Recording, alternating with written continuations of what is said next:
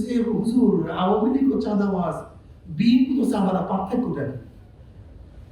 এই দুটোর মধ্যে পার্থক্যটা কি? আমি বললাম একটা হলো শেষকা চাঁদাবাজ আর হলো শাহী চাঁদাবাজ।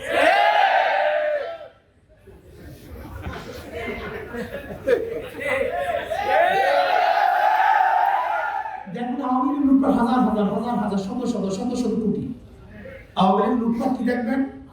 হাজার হাজার শত শত শত শত শত শত।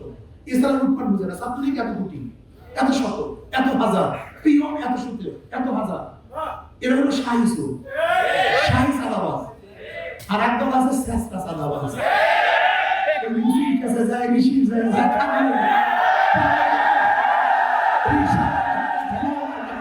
টেম্পু স্টারে যায়। কথা বুঝতে পারছে?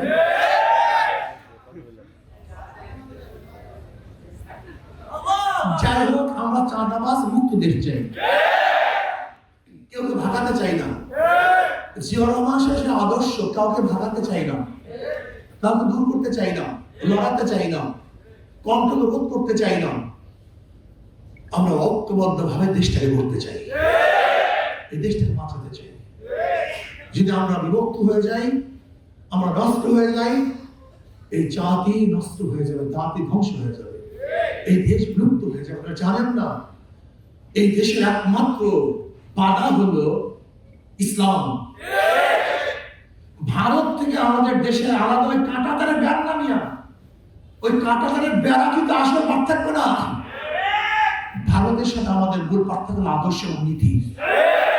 মুসলমানদের দেশ, এইটা মূল পার্থক্য। এদের বেড়া যদি ইসলামকে রাষ্ট্র করতে পারে, ইসলামকে ধ্বংস করতে পারে, তাহলে সিকিমের মতো, দর্জির মতো কিছু চাতুর্কার এবং দালালকে ফিট করে এদেশকে একদিন না একদিন ভারত বানিয়ে ফেলবে। আপনারা জানেন না, কাশ্মীরের সময় স্বাধীন ছিল, ভারত দখল করেছে।